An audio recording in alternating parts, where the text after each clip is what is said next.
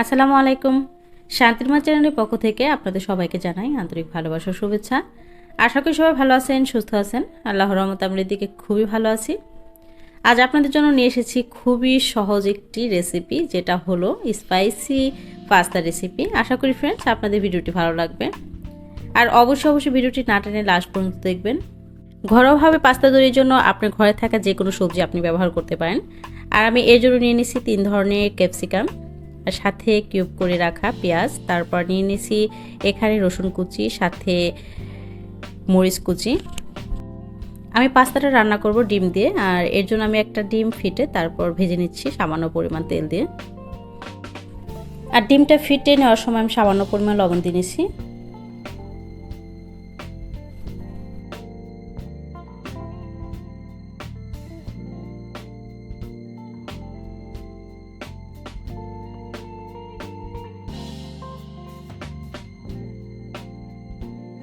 ডিমটা আমি এভাবে ভেজে নিলাম। আর এখন পাস্তাটা সিদ্ধর জন্য পানি দিয়ে দিয়েছি অলরেডি। আর এখানে পানির সাথে সামান্য পরিমাণ লবণ আর একটু পরিমাণ সয়াবিন তেল দিয়ে দিচ্ছি। তেল দেওয়ার মেন কারণ হলো যাতে করে একটার সাথে আরেকটা পাস্তা না লেগে যায়, এতে করে আপনার যে পাস্তাগুলো এগুলো ঝরঝরে হবে। আর এই যে আমি দুই কোয়ালিটির পাস্তা নিয়ে নিয়েছি, আর সাথে যে পাস্তার সাথে মশলাটা থাকে সেটা আজ আমি ইউজ করব এই পাস্তা রান্নার ক্ষেত্রে। পানিতে টকবক করে বলক চলে আসছে, এখন আমি পাস্তাগুলি দিয়ে দেব। পাস্তাগুলি দেওয়ার পর মোটামুটি 10 থেকে 12 মিনিট সিদ্ধ করে নেব।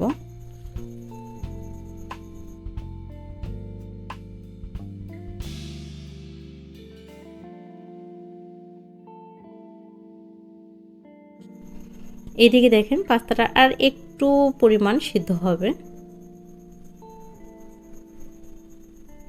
ডান, এদিকে আমার সময় শেষ, মানে পাস্তাটা অলরেডি সিদ্ধ হয়ে গেছে। এখন আমি এটাকে ঝরা দিয়ে নিচ্ছি, আর সাথে সাথে নর্মাল পানি দিয়ে পাস্তাগুলি ধুয়ে নেব। এতে করে পাস্তাগুলো একদমই লেগে যাওয়ার কোনো সম্ভাবনা থাকবে না, একদম ঝরঝরে থাকবে। এই পর্যায়ে আমার পাস্তাগুলি ধোয়া শেষ। ঠিক এভাবে ধুয়ে হাত দিয়ে তারপর আমি ঝরা দিয়ে রাখছি।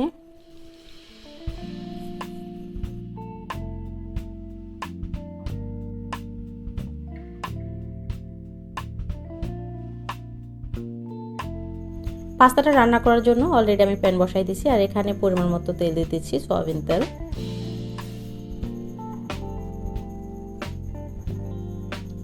সয়াবিন তেল দেওয়ার পর দিয়ে নিচ্ছি আপনার কুচি করে রাখা রসুন কুচি। আর এখানে আপনি আদাটা ইউজ করতে পারেন, আমি এখানে আদাটা ইউজ করতেছি না, শুধু রসুন দিয়েই করছি।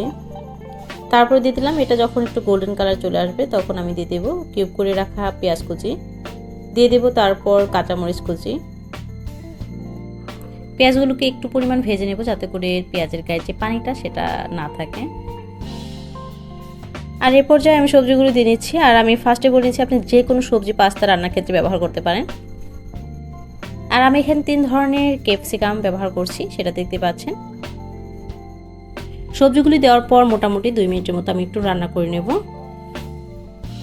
রান্না করা শেষে এখন আমি দিয়ে নিচ্ছি এখানে 2 চা চামচ পরিমাণ টমেটো সস, তারপর দিয়ে নেব 2 চা চামচ পরিমাণ সয়া সস, তারপর দিয়ে নেব 1 চা চামচ পরিমাণ ভিনেগার।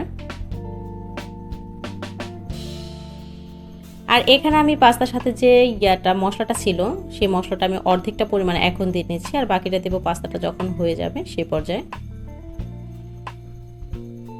এই পর্যায়ে এখন দিয়ে নেব সামান্য পরিমাণ লবণ, কারণ লবণটা কিন্তু পাস্তাটা সিদ্ধ করার ক্ষেত্রে বা সয়া সস দিলাম বা আপনার টমেটো সস সেখানেও কিন্তু লবণ থাকে, এর জন্য দেখে শুনে তারপর লবণটা দিতে হবে। তারপর এখন একটু নেড়ে চেড়ে একটু সামান্য পরিমাণ মশলাগুলো কষিয়ে তারপর এখন আমি দিয়ে নিলাম পাস্তাগুলো। পাস্তাগুলো দেওয়ার পর মোটামুটি 2 মিনিটের মতো একটু নেড়ে চেড়ে কুক করে নেব।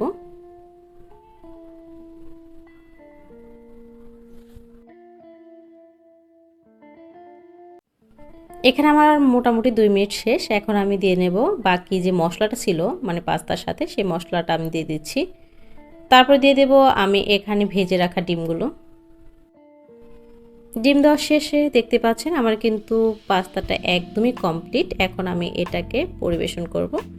সো ফ্রেন্ডস, আপনারা লাস্ট পর্যন্ত অবশ্যই থাকবেন। আশা করি ফ্রেন্ডস আপনাদের ভিডিওটি ভালো লেগেছে। আর ভালো লাগলে অবশ্যই লাইক কমেন্টস করতে কিন্তু একদমই ভুলবেন না। আপনাদের কাছে রেসিপিটি কেমন লেগেছে অবশ্যই কমেন্টসের মাধ্যমে জানাবেন।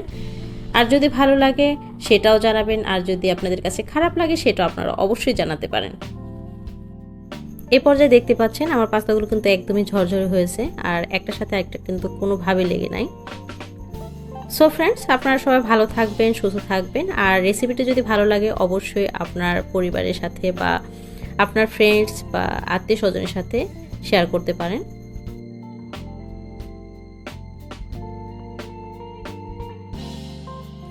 আপনারা সবাই ভালো থাকবেন, সুস্থ থাকবেন এই প্রত্যাশা শেষ করছি আজকের পর্ব। আল্লাহ হাফেজ।